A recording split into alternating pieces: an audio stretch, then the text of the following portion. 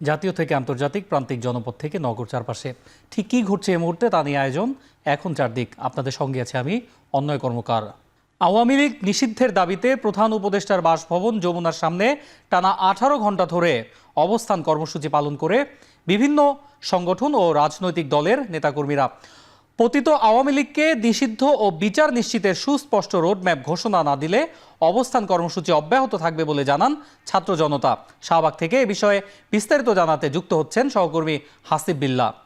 হাসিব, সমাবেশ থেকে এখন পর্যন্ত কি কি ঘোষণা এসেছে আমাদেরকে বলবেন?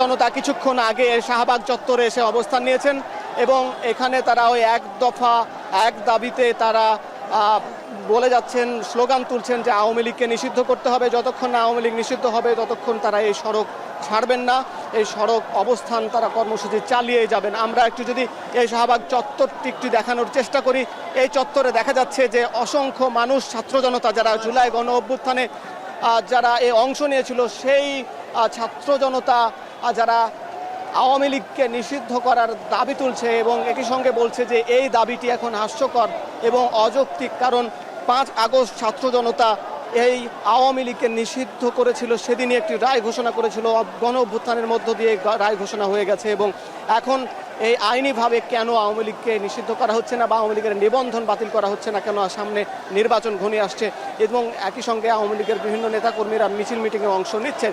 তাহলে এখন এই অভ্যুত্থানের যারা অংশ নিয়েছিল তারা আতঙ্কের মধ্যে আছেন, আশায় রয়েছেন এবং দ্বিধাগ্রস্ত এবং এই সরকারের প্রতি এই জন্য তারা ক্ষোভ প্রকাশ করছেন, সরকারের উপদেষ্টাদের উপর ক্ষোভ প্রকাশ করছেন।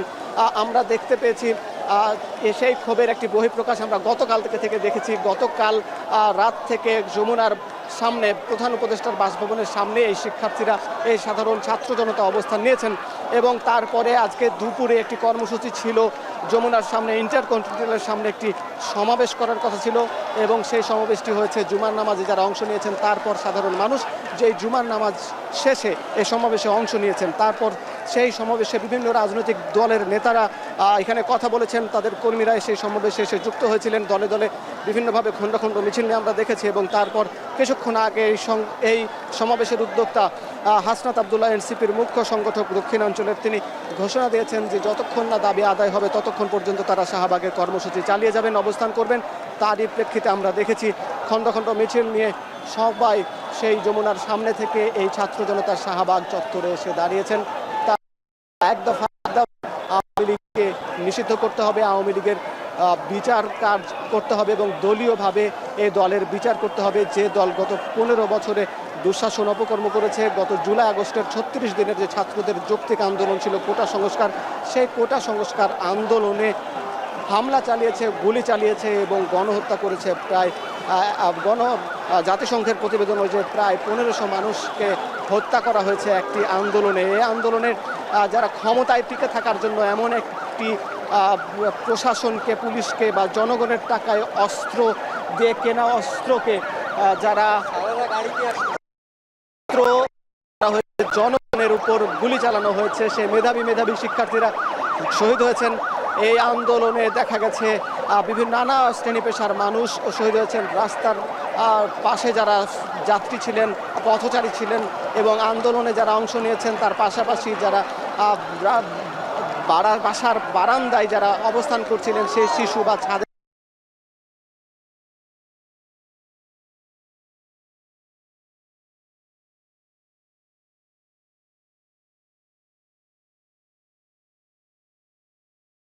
প্রকাশ করে আসছিলেন। আমরা বিভিন্ন সময় দেখেছি বিভিন্ন সময় এই শিক্ষার্থীরা আন্দোলন করেছেন। এনসিপির যারা এনসিপি জাতীয় নাগরিক কমিটি, জাতীয় নাগরিক পার্টির নেতারা এই দাবি জানিয়ে এসেছেন ইনকিলাব মঞ্চ সহ জামাত ইসলামী যেসব রাজনৈতিক দল, ইসলামী আন্দোলন, বাংলাদেশ খেলাফত মজলিস সহ আরও বিভিন্ন ইসলামী রাজনৈতিক দল এই দাবি জানিয়ে আসছে। তবে আমরা বিএনপিকে আমরা সেইভাবে উল্লেখযোগ্যভাবে আওয়ামী লীগকে নিষিদ্ধ করা হবে কিনা, নিষিদ্ধ কবে করা হবে, কিভাবে করা হবে, এই নিয়ে আওয়ামী লীগের মধ্যে আমরা বিএনপির মধ্যে একটি মিশ্র প্রতিক্রিয়া আমরা দেখতে পেয়েছি। এবং এই বিএনপির মধ্যে মিশ্র প্রতিক্রিয়ার তারা যেমনটি বলেছে যে সাংবিধানিকভাবে আওয়ামী লীগকে এভাবে বহিষ্কার করতে গেলে নির্বাচন প্রশ্নবিদ্ধ হতে পারে, বিভিন্ন বিএনপির নেতাদের মুখ থেকে আমরা এই কথা শুনতে পেয়েছি। এবং একই সঙ্গে যদি আওয়ামী লীগকে নিষিদ্ধ করতে হয় তাহলে যেন সংসদে সেটি উত্থাপন করা হয়, সংসদের মাধ্যমে যেন নিষিদ্ধ করা হয়, এমন দাবি বিএনপির পক্ষ থেকে আমরা জানতে পেরেছি। তবে এজন্য রাজনৈতিক দলগুলোর মধ্যেও কিন্তু মিশ্র প্রতিক্রিয়া রয়েছে, উপদেষ্টাদের মধ্যেও মিশ্র প্রতিক্রিয়া রয়েছে। আমরা বিভিন্ন উপদেষ্টাদের বক্তব্য এবং সামাজিক যোগাযোগ মাধ্যমে তাদের স্ট্যাটাস থেকে আমরা যতটুকু দেখেছি যে কোনো উপদেষ্টা এসব বিষয় নিয়ে যখনই উপদেষ্টা পরিষদে আলাপ আলোচনা হলেও কেউ কেউ এটির বিরোধিতা করেছেন। এখন এই জন্য ছাত্র জনতা প্রশ্ন তুলছেন, যারা এই গণ অভ্যুত্থানে এই সরকারে যাদেরকে বসানো প্রতিষ্ঠিত সরকার, তাদের উপদেষ্টারা কেন আওয়ামী লীগ নিষিদ্ধের বিরোধিতা করছেন, এই জন্য প্রশ্ন তুলেছেন। তাদের পদত্যাগের দাবি করেছেন। আইন উপদেষ্টা, স্বরাষ্ট্র উপদেষ্টা সহ বিভিন্ন উপদেষ্টাদের পদত্যাগ দাবি করেছেন। আমরা দেখতে পেয়েছি, এখানে আমরা দেখছি যে ছাত্র জনতা, বিভিন্ন শ্রেণী পেশার মানুষ এখানে অবস্থান নিচ্ছেন। এখানে আমরা নানান বয়সী মানুষ আমরা দেখতে পাচ্ছি। এখানে মাদ্রাসা শিক্ষার্থীদের বেশি দেখা যাচ্ছে। এবং তবে জুমার নামাজ পরে যেহেতু এই জুমার নামাজ যারা আছেন নিশ্চয়ই জুমার নামাজে পাঞ্জাবি টুপি পরে সাধারণ মানুষ নামাজ পড়তে যায়। আমরা দেখেছি এই জন্য জুমার নামাজের পর সাধারণ মানুষ এই সমাবেশে অবস্থান নিয়েছেন। এবং আমরা এখানে একটু এদিকে আওয়ামী লীগের বিচার ও নিষিদ্ধের দাবিতে শাহবাগ অবরোধ করেছে ছাত্র জনতা। সেখানকার সবশেষ খবর জানাতে আরও যুক্ত হচ্ছেন ফরহাদ বিন নূর। ফরহাদ, আমরা দেখতে পাচ্ছি শাহবাগে বিপুল সংখ্যক ছাত্র জনতা জড়ো হয়েছেন, রাজনৈতিক দলের নেতাকর্মীদের বাইরেও। এই ছাত্র জনতা, সাধারণ মানুষ, তারা আসলে কি বলছেন আমাদেরকে জানাবেন।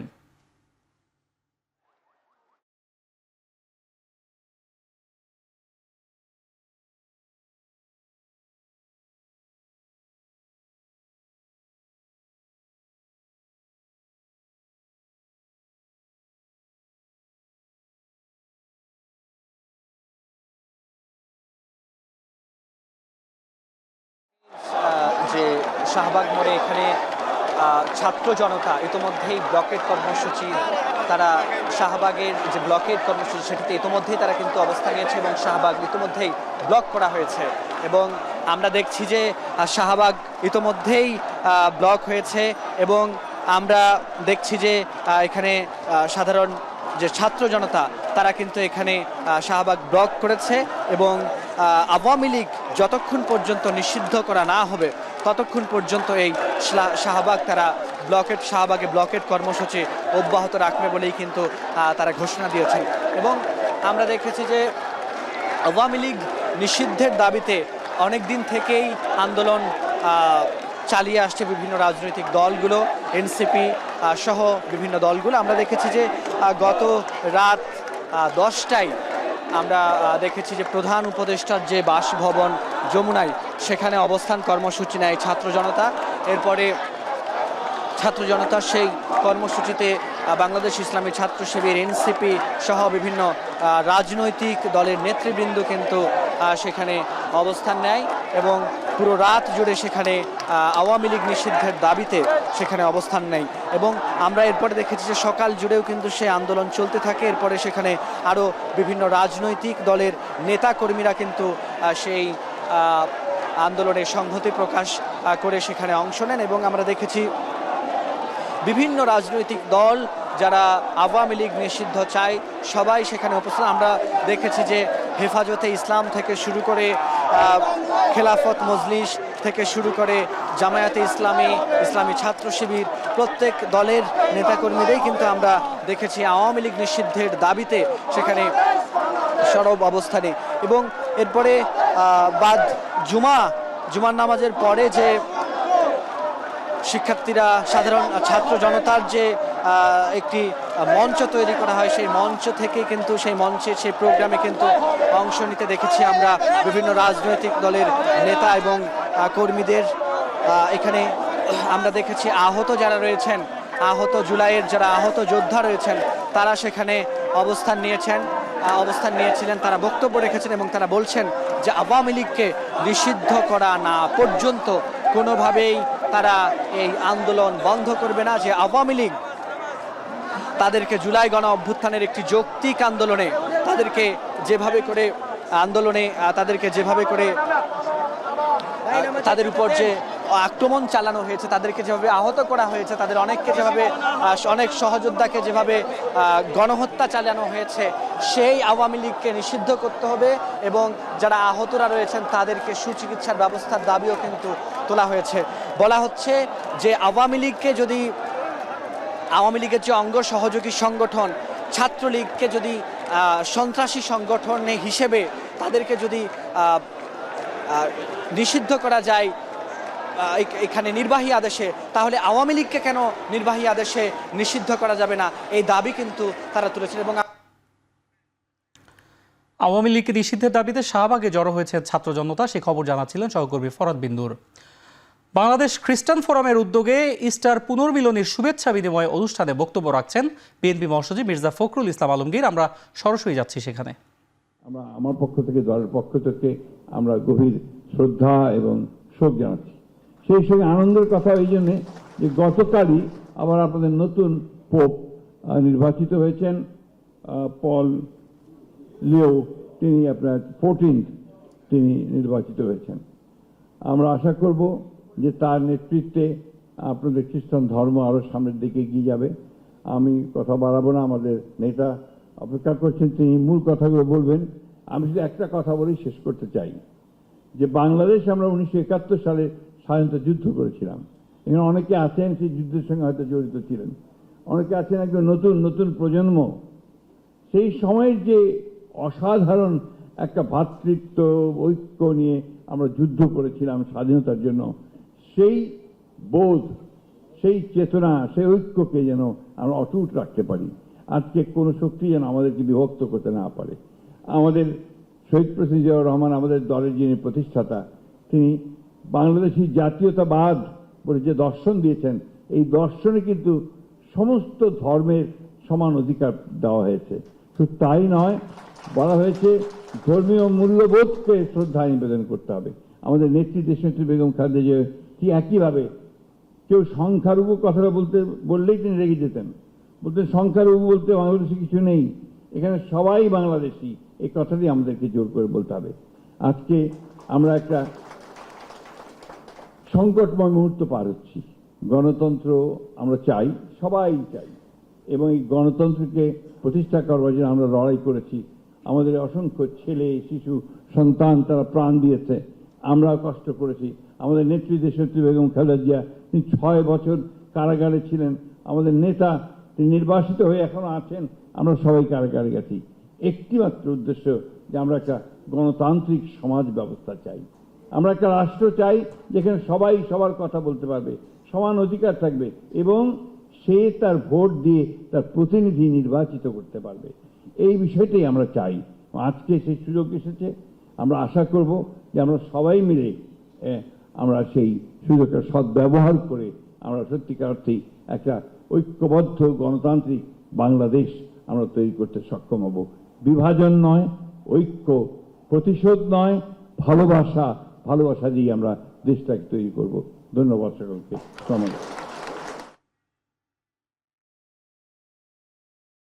সরাসরি বক্তব্য রাখছিলেন বিএনপি মহাসচিব মির্জা ফখরুল ইসলাম আলমগীর। আওয়ামী লীগ নিষিদ্ধে 48 ঘন্টার মধ্যে সর্বদলীয় সভা ডাকার আহ্বান জানিয়েছেন এবি পার্টির সভাপতি মুজিবুর রহমান মঞ্জু। রাজধানীর মিন্টো রোডে সমাবেশে যোগ দিয়ে তিনি কথা বলেন। সমাবেশে সংহতি জানিয়ে দ্রুত আওয়ামী লীগকে নিষিদ্ধের দাবি জানিয়েছেন বিভিন্ন দলের নেতারা। আওয়ামী লীগকে রাজনৈতিকভাবে, সাংস্কৃতিকভাবে, সামাজিকভাবে, সর্বাত্মকভাবে আওয়ামী লীগের রাজনীতি বাংলাদেশে নিষিদ্ধ করতে হবে। আওয়ামী লীগের অনেক ভূত রয়েছে, আওয়ামী লীগের লীগের দোসর রয়েছে, আওয়ামী লীগের দালাল রয়েছে, তাদেরকে পরিষ্কার করতে হবে। সকল গণহত্যার বিচার করতে হবে, সকল গণহত্যার বিচার করতে হবে এবং এই খুনি হাসিনাকে দেশের মাটিতে ফিরিয়ে এনে তাকে ফাঁসির কাস্তে ঝুলাতে হবে।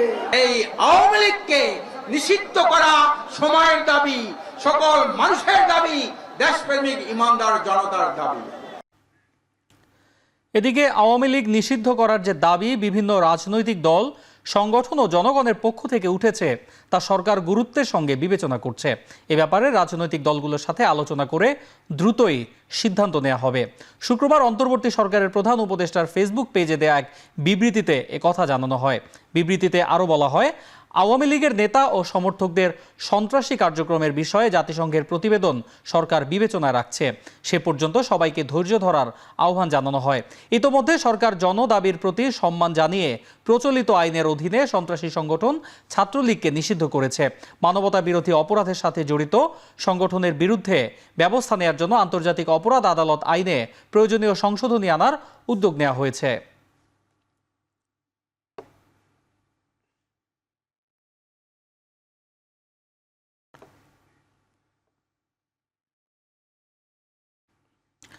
আওয়ামী লীগ নিষিদ্ধ হবে কিনা সে সিদ্ধান্ত বিএনপির নয়, নির্বাচন কমিশন ও সরকারের, এমন মন্তব্য করেছেন বিএনপির স্থায়ী কমিটির সদস্য ডক্টর আব্দুল মঈন খান। সকালে বিএনপি চেয়ারপারসনের কার্যালয়ে যুক্তরাষ্ট্র দ্য কার্টার সেন্টারের প্রতিনিধি দলের সাথে বৈঠক শেষে কথা বলেন তিনি। এছাড়াও তিনি বলেন, আওয়ামী লীগ নিষিদ্ধের সিদ্ধান্ত জনগণ নেবে, নির্বাচন কমিশন নেবে। এছাড়াও বলেন, বর্তমান দেশের সার্বিক অবস্থা নিয়েও তাদের সাথে কথা হয়েছে। আগামী নির্বাচনে তারা আসতে পারে এবং কিভাবে আসবে সে বিষয় নিয়েও কথা হয়েছে বলে জানান তিনি। এদিকে বর্তমান দেশের রাজনৈতিক, সামাজিক ও আইন শৃঙ্খলা বাহিনীর যে পরিস্থিতি তা নিয়ন্ত্রণ করতে হলে নির্বাচন যত শিগগিরই হবে ততই মঙ্গল বলেও জানান তিনি। বিএনপি মহাসচিব মির্জা ফখরুল ইসলাম আলমগীর সহ 5 জনের একটি দল বৈঠকে অংশ নেন।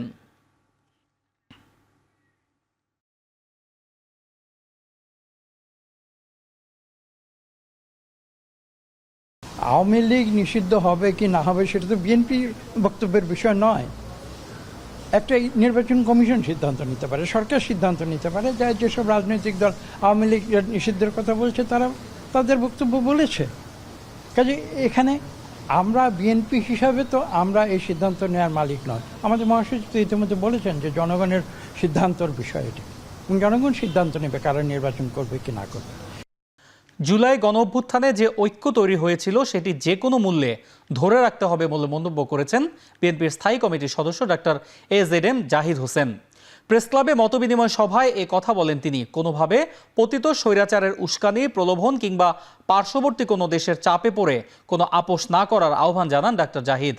সরকারের মধ্যে বিশৃঙ্খলার আওয়াজ পাওয়া যাচ্ছে উল্লেখ করে তিনি বলেন, জনগণের অধিকার দ্রুত জনগণের কাছে ফিরিয়ে দেয়া অন্তর্বর্তী সরকারের দায়িত্ব। বিএনপির শীর্ষ এই নেতা আরও বলেন, আওয়ামী লীগ পালানোর সময় নেতাকর্মীদের কথা ভাবেনি, এখন কচ্ছপের মতো মাথা বের করতে চাইলে সেটা তাদের ভুল।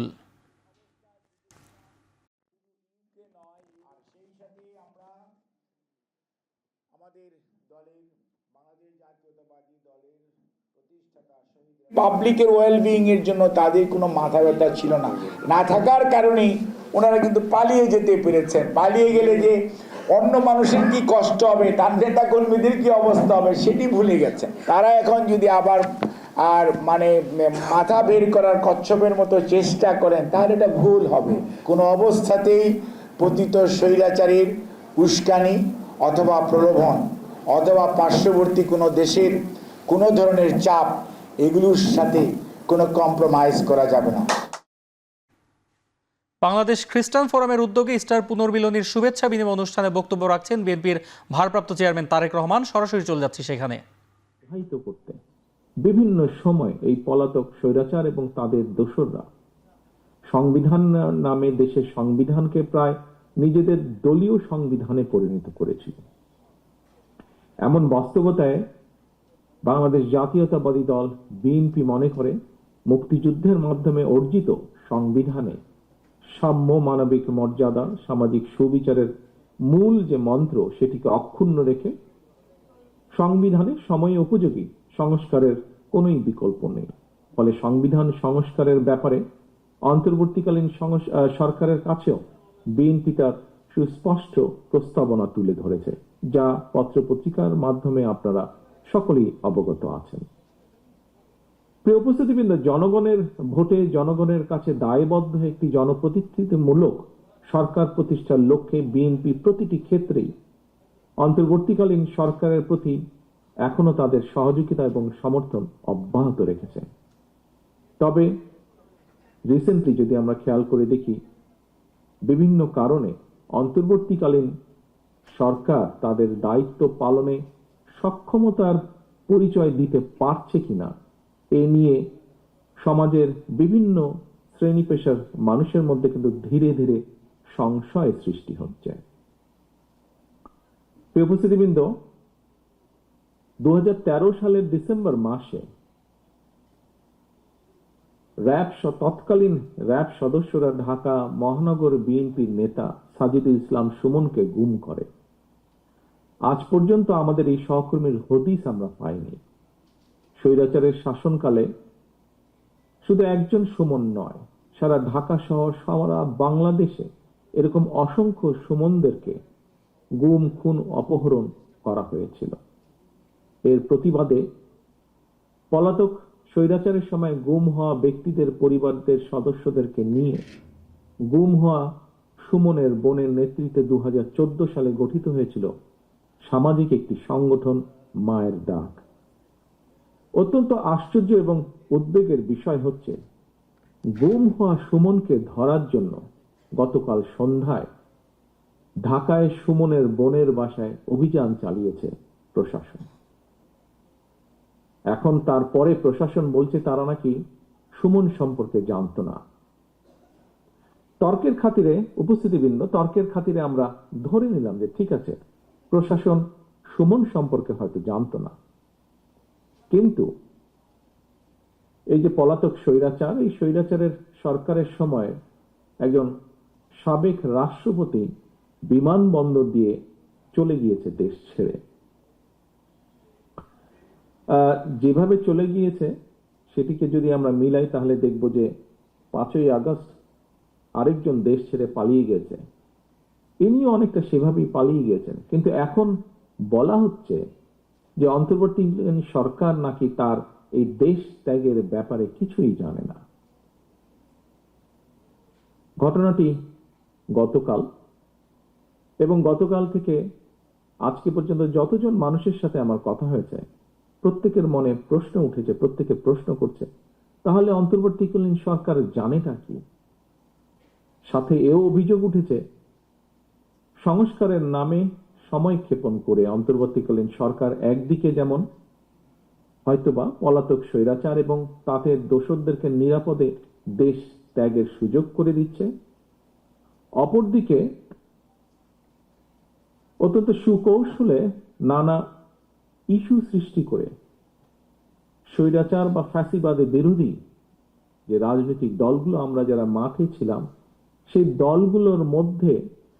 দলগুলোর ঐক্যের মধ্যে ফাটল ধরানোর একটা ক্ষেত্র হয়তো তৈরি করতে চাইছে। পলাতক স্বৈরাচারদের সহযোগীদেরও পুনর্বাসনের ক্ষেত্র হয়তো তৈরি করতে চাইছে। প্রিয় উপস্থিতিবৃন্দ,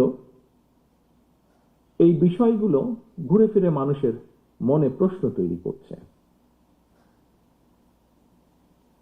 এবার আমি একটু ভিন্ন কথায় আবার আসি।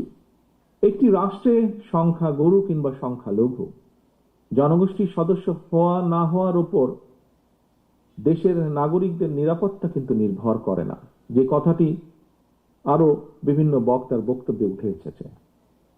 আমরা যদি পেছনের দিকে দেখি, দেখব পলাতক স্বৈরাচারের সময়ও কিন্তু বর্বর যে বন্দিশালা, আয়নাঘর, অন্ধকার প্রকোষ্ঠ, বছরের পর বছর সেখানে বিনা বিচারে বন্দী মানুষরাই কিন্তু এর সবচেয়ে বড় উদাহরণ। দেশে গণতন্ত্র এবং আইনের শাসন না থাকলে কথিত সংখ্যাগরু কিংবা সংখ্যালঘু অর্থাৎ আপনি কিংবা আমরা কেউই কিন্তু নিরাপদ নই। এমনকি ক্ষেত্র বিশেষে দেশের স্বাধীনতা, সার্বভৌমত্ব নিরাপদ নয়। রাষ্ট্রে যদি গণতন্ত্র এবং আইনের শাসনই না, একমাত্র রাষ্ট্রে গণতন্ত্র এবং আইনের শাসনই নিশ্চয়তা দিতে পারে নাগরিকদের নিরাপত্তা। দেশে গণতন্ত্র এবং আইনের শাসন নিশ্চিত করার অন্যতম পূর্ব শর্ত হচ্ছে জনগণের সরাসরি ভোটে নির্বাচিত, জনগণের কাছে জবাবদিহিমূলক সংসদ এবং সরকার প্রতিষ্ঠা। নির্বাচিত সরকারকে জনগণের প্রতি মুখাপেক্ষী করে দেওয়া গেলে দেশে গণতন্ত্র এবং আইনের শাসন টেকসই হয়ে ওঠে, যা গণতান্ত্রিক দেশগুলো যার সবচেয়ে বড় উদাহরণ। বাংলাদেশের রাজনৈতিক সংস্কৃতিতে মূল্যবোধ, সুবিচার ও জনগণের মর্যাদাপূর্ণ অংশগ্রহণ নিশ্চিত করার লক্ষ্য নিয়ে যাত্রা শুরু করতে যাচ্ছে নতুন একটি রাজনৈতিক প্ল্যাটফর্ম ইউনাইটেড পিপলস বাংলাদেশ। শহীদ মিনারে দলটির আত্মপ্রকাশ অনুষ্ঠানে আছেন সহকর্মী শাহাদাত অভ্র। সরাসরি যুক্ত হচ্ছি তার সাথে।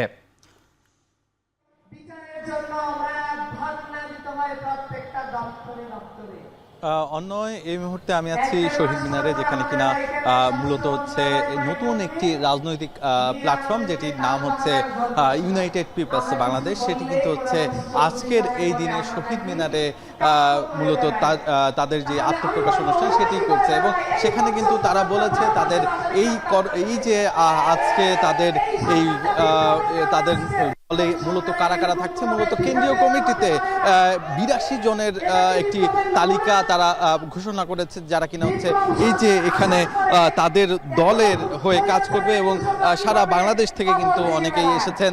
আমি এখানে দেখতে পেয়েছি বাংলাদেশের নানা প্রান্ত থেকে, বিশেষ করে প্রান্তিক প্রান্ত থেকে কিন্তু হচ্ছে জুলাই অভ্যুত্থানের সাথে জড়িত অনেকেই এসেছেন। তারা ইউনাইটেড পিপলস বাংলাদেশ বা আপ বাংলাদেশের হয়ে কাজ করছেন, এবং বলা চলে জুলাইয়ের প্রত্যয় সম্ভাবনার বাংলাদেশ গড়তেই তারা চান, এমনটাই কিন্তু তাদের কথায় উঠে এসেছে, তাদের স্লোগানে উঠে এসেছে, এবং তাদের শপথের কথাও কিন্তু তারা বলছেন যে আগামী দিনের নতুন বাংলাদেশকে তারা গড়তে চান জুলাইয়ের প্রত্যয়ে।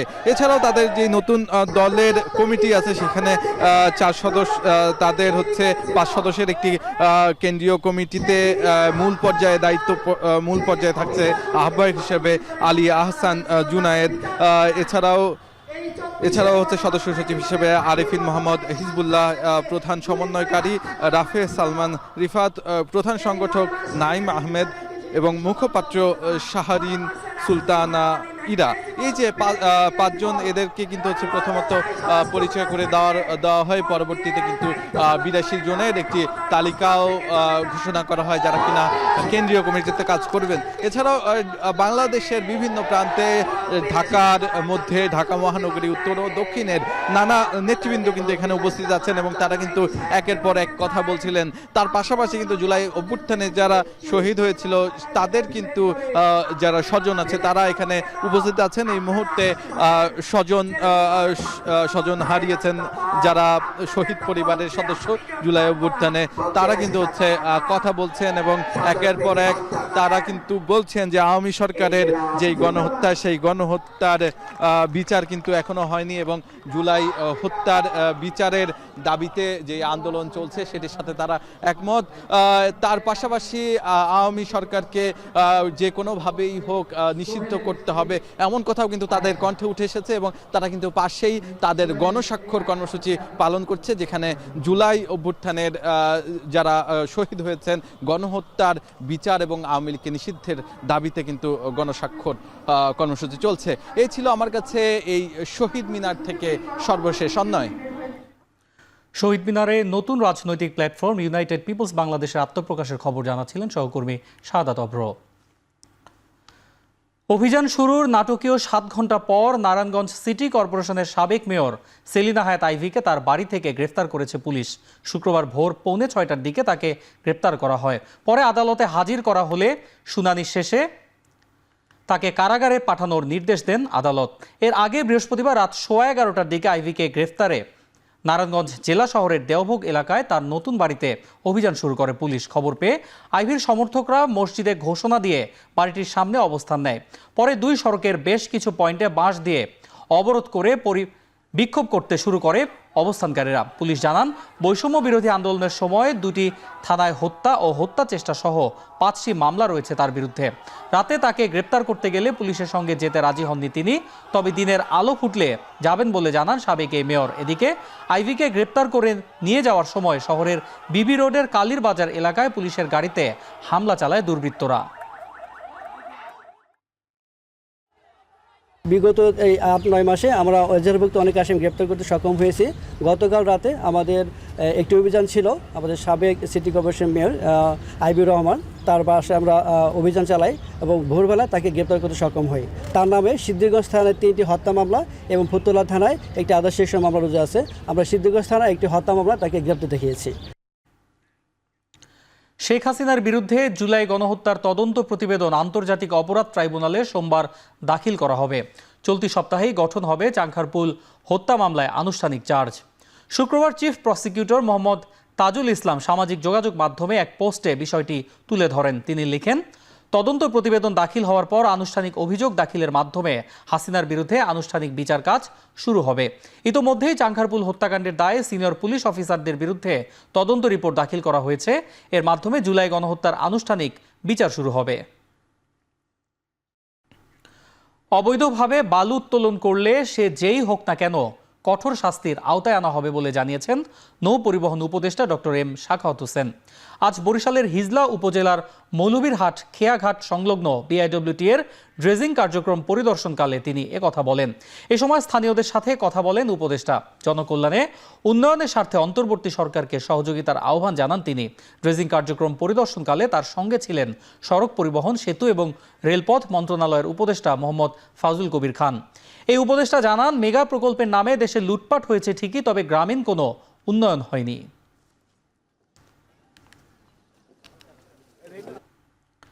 চট্টগ্রামের কাজীর দেউরিতে ভবিষ্যৎ বাংলাদেশ কর্মসংস্থান ও বহুমাত্রিক শিল্পায়ন নিয়ে তারুণ্যের ভাবনা শীর্ষক সভা অনুষ্ঠিত হচ্ছে। সেখানে আছেন শোয়েব রহমান। বিস্তারিত জানবো তার কাছ থেকে। শোয়েব, এই সভার আয়োজন কারা করেছে আর এ বিষয়ে আমাদেরকে বিস্তারিত জানাবেন। অন্যায় বেলা 4টার দিকে মূলত এই আয়োজনটি শুরু হয়েছে আনুষ্ঠানিকভাবে এবং এর উদ্যোক্তা বা আয়োজক বলতে পারি জাতীয়তাবাদী স্বেচ্ছাসেবক দল, জাতীয়তাবাদী যুব দল এবং জাতীয়তাবাদী ছাত্র দল। তারা মূলত এই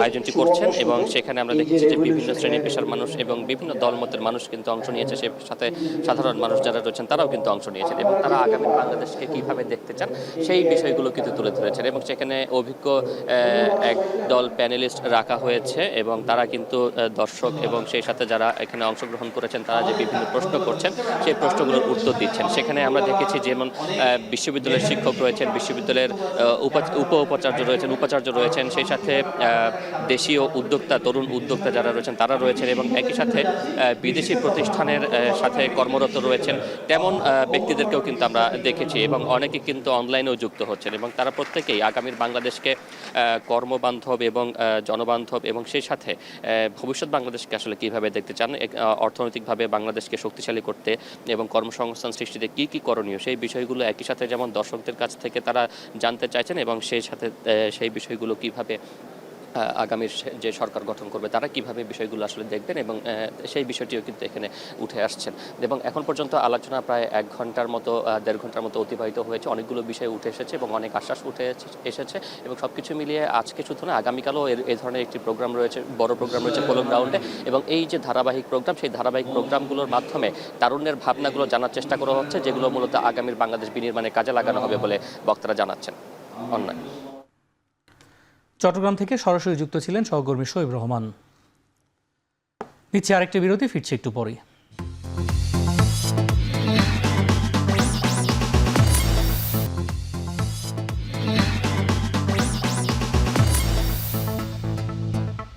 ফিরে এলাম আরও একবার, দেখছেন এখন চারদিক। মৌলভীবাজারের বিভিন্ন সীমান্তে ভারত থেকে বাংলাদেশে অনুপ্রবেশ করা 124 জনের মধ্যে আটককৃত 59 জনকে থানায় হস্তান্তর করেছে বিজিবি জানায়, বৃহস্পতিবার জেলার বিভিন্ন সীমান্ত দিয়ে নতুন করে আরও 6 জন অনুপ্রবেশ করে। সব মিলিয়ে এ পর্যন্ত 124 জন বাংলাদেশে অনুপ্রবেশ করেছে, যার মধ্যে বিজিবির হাতে আটক হয় ৭৯ জন। ইতোমধ্যেই ৫৯ জনকে পুলিশের কাছে হস্তান্তর করেছে বিজিবি। বাকিদের বিষয়ে তদন্ত অব্যাহত রয়েছে। প্রতিটি সীমান্ত ও সীমান্ত এলাকায় নিরাপত্তা জোরদার করেছে আইন শৃঙ্খলা বাহিনী।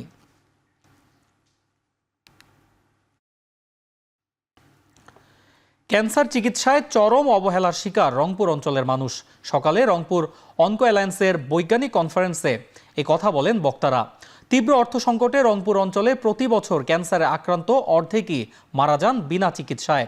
এছাড়াও পূর্ণাঙ্গ চিকিৎসার অভাবে সরকারিতে আসা প্রায় ৩,০০০ রোগীর বেশিরভাগই ধুকে ধুকে মারা যান।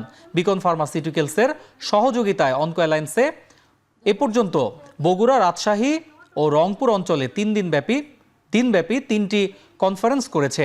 ঢাকার শীর্ষস্থানীয় বিশেষজ্ঞদের সঙ্গে স্থানীয় ক্যান্সার বিশেষজ্ঞদের বৈজ্ঞানিক কনফারেন্সের মাধ্যমে আধুনিক চিকিৎসার কলাকৌশল ও সংকট সমাধানে সর্বোচ্চ করে যাচ্ছে।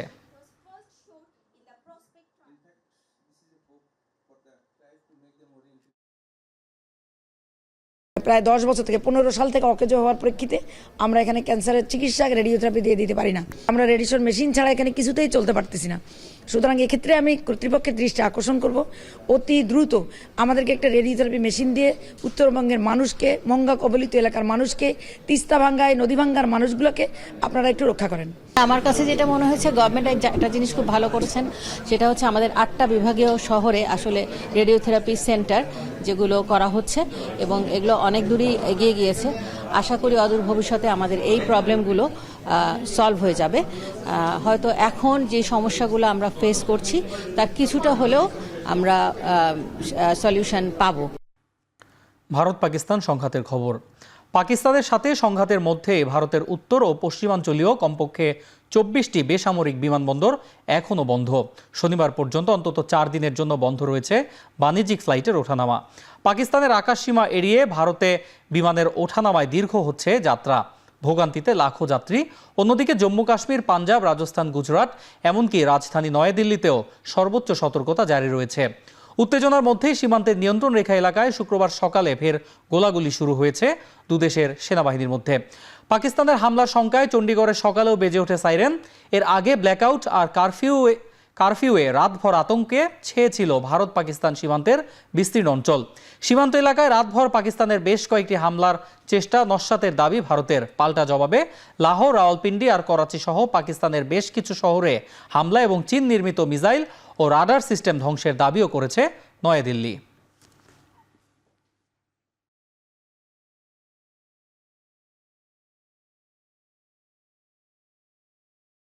সময় হলো আরেকটি বিরতি নেওয়ার, ফিরছি একটু পরে।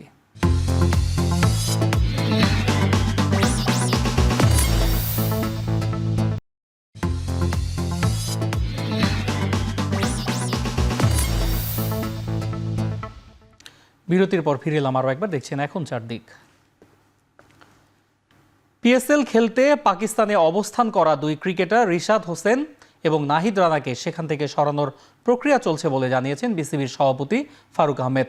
সেই সঙ্গে 2 বাংলাদেশি সাংবাদিককেও নিরাপদ স্থানে সরানোর ব্যাপারে সজাগ আছে পিসিবি।